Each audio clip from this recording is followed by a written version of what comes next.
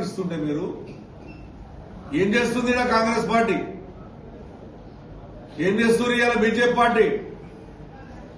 మాట్లాడితే బీజేపీ మాట్లాడుతుంది, పెద్ద పెద్ద మాటలు మాట్లాడుతుంది. ఇంత అక్రమాలు జరిగితే బీజేపీ నోరెత్తాడు.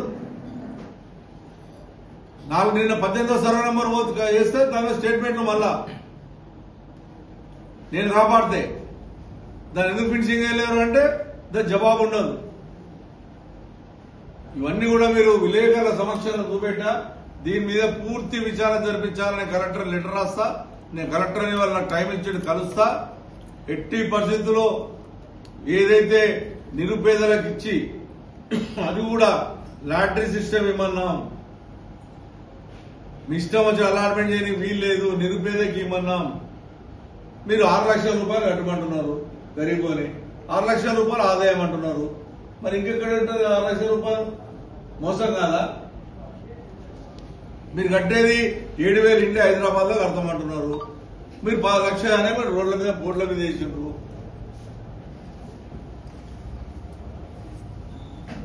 బోర్ల మీద వేసిండ్రు.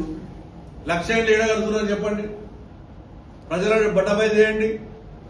ముఖ్యమంత్రి గారు నీకు దమ్ము ధైర్యం ఉంటే బట్టబయలు చేయి, అబద్ధాలు చెప్పాకు.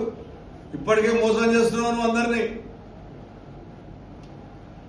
నేను మీ ఖమ్మంలో ఉన్నటువంటి వాళ్ళకు మా కుక్కడపల్లి ఇస్తారా? నీకు ఆధార్ కార్డు కూడా ఇస్తా. ఇప్పుడు నీకు ఆధార్ కార్డుతో సదా ఖమ్మంలో ఆధార్ కార్డుతో సదా ఇస్తా. ఈ అమ్మాయి ఖమ్మం జిల్లా మీరు చూసుకోవడం కావాలంటే. అంటే ఖమ్మం ఉన్న వాళ్ళకు మా కుక్కడపల్లి ఇస్తే మా కుక్కడపల్లి ప్రజలు ఏం కావాలి? మా కుక్కడపల్లి ప్రజలు అప్లికేషన్ పెట్టుకున్న డబుల్ బెడ్రూమ్ ఏం కావాలి? రోజు వేల మంది వస్తున్నారు. రెండోది, ఇది శ్రీకాకుళం సంబంధించినటువంటి వాళ్ళు. వీళ్ళకి ఇదే సర్వే నంబర్లో 1976 సర్వే నంబర్లో ఏదైతే డబుల్ బెడ్రూమ్ కట్టినామో వీళ్ళ 54 పట్టాలు నేను గతంలో ఇచ్చిన. ఎప్పుడు ఇచ్చిన? ఇది 99లో ఇచ్చిన. వీళ్ళకి 54 మందికి ఉన్నారు. ఇప్పుడు వాళ్ళందరూ కొంతమంది ఇండ్లు వచ్చినాయి, ఇండ్లు కట్టుకున్నారు. అందులో 15 మందో 20 మందో ఇల్లు లేదు ఇప్పటికి. వీళ్ళకి అలాట్ చేయండి. కడమై వీళ్ళ పట్టాలు ఇచ్చిన గవర్నమెంట్ పట్టా ఇచ్చింది అదే సర్వే నంబర్ మీద పట్టా ఇచ్చింది. 976 పట్టా ఇచ్చిన అదే దాని మీద. ఇంత మందికి ఇవ్వకుండా, నిరుపేదలకు ఇవ్వకుండా నీ ఇష్టం వచ్చినట్టు మీరు ఐఎస్ చేతిలో ఉంది, మా చేతిలో రాజ్యం ఉందని చెప్పుకొని మళ్ళీ ఐఎస్ ఎవరమైనా అంటే మా ఐఎస్ మీద అంటున్నారని మాట్లాడుతున్నారు. ఈ దుర్మార్గం చేస్తుంటే చూస్తూకోవాలా? మేము చూస్తూకోవాలా? మీరు తప్పించుకోవచ్చు. రేపు కింద ఎంఆర్ఓ మీదనో లేకపోతే కింద ఆర్ఐ మీదనో కింద ఉన్నటువంటి ఆర్టీఓ మీద నూగొచ్చు. మంత్రి లెటర్ రాస్తే ఇచ్చేసుడేనా? ఇంత దుర్మార్గమా? అంటే నా కాన్సెన్స్లో ఏ రకంగా జరుగుతుంది అంటే ఇవాళ కాంగ్రెస్ పార్టీ వచ్చినట్టు ఎమ్మెల్యేల దగ్గర ఎంతమంది దగ్గర జరుగుతున్నాయో ఇప్పుడు విచారణ జరిపించాలి రాష్ట్రం మొత్తంలో. ఇవాళ హైదరాబాద్ జిల్లా, మేడ్చల్ జిల్లాలో మేము కట్టేటువంటి డబుల్ బెడ్రూమ్ లో పూర్తి విచారణ జరిపించాలి.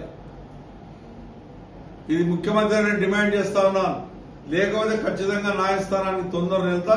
ఏ రకంగా అలాట్ చేసిరు, మీరు ఏ బేస్ మీద అలాట్ చేసిరు, అది ఖచ్చితంగా నిర్ధారించాలి. అప్పటిదాకా మీరు ఏ ఒక్కటిలకు ఇచ్చినా లోకల్తోనే ఉండి రేపు లా అండ్ ఆర్డర్ ప్రాబ్లం అయినా మీదే బాధ్యత గవర్నమెంట్ది. ఇది ఖచ్చితంగా వదిలిపెట్టే ప్రసక్తి ఉండదు. మా కుక్కడపల్లి ప్రజలకు చెందాలి. మా కుక్కడపల్లి కాన్స్టిట్యూన్సీ ప్రజలకు చెందేటటువంటి డబుల్ బెడ్రూమ్లు మా హైదరాబాద్ నగరంలో ఉన్నటువంటి వాళ్ళందరికీ ఆ రోజు చేశాం. మీ ఇష్టం ఇచ్చిన జిల్లాలకు ఇస్తాం, మీ ఎంబడిన చెంచగాళ్ళకి ఇస్తాం అంటే ఒప్పుకునే ప్రసక్తి ఉండదు. ఇదే నిదర్శనం. కావాలంటే ఆధారాలతో సలహా ఇస్తాం. మీరు కూడా చూసుకోండి. న్యాయం అనుకుంటే, నిజంగా నేను చెప్పింది తప్పు అనుకుంటే దేనికన్నా సిద్ధం. ఇలా జిల్లా మంత్రి ఉన్నాడు శ్రీధర్ బాబు గారు, ఏం చేస్తున్నారో అర్థమైతలేదు. నీకు తెలియకుండా ఇవన్నీ వస్తున్నాయా? మేము లెటర్ రాస్తున్నాం, ఇంతమంది నిరుపేదలను కలెక్టర్కి ఇస్తున్నాం, అయినా లాటరీ సిస్టమ్ తీసి ఇవ్వమంటున్నాం, నిరుపేదలంటూ ఇవ్వమంటున్నాం.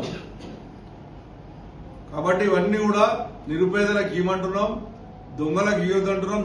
ఎంఆర్ఓ ఆఫీసులో పనిచేసే వాళ్ళకి ఇస్తారా ఆయన? మాకు ఉద్యోగులు ఉన్నారు, అక్కడ చూస్తున్నారు, అక్కడ పనిచేసే వాళ్ళకి ఇవ్వాలా?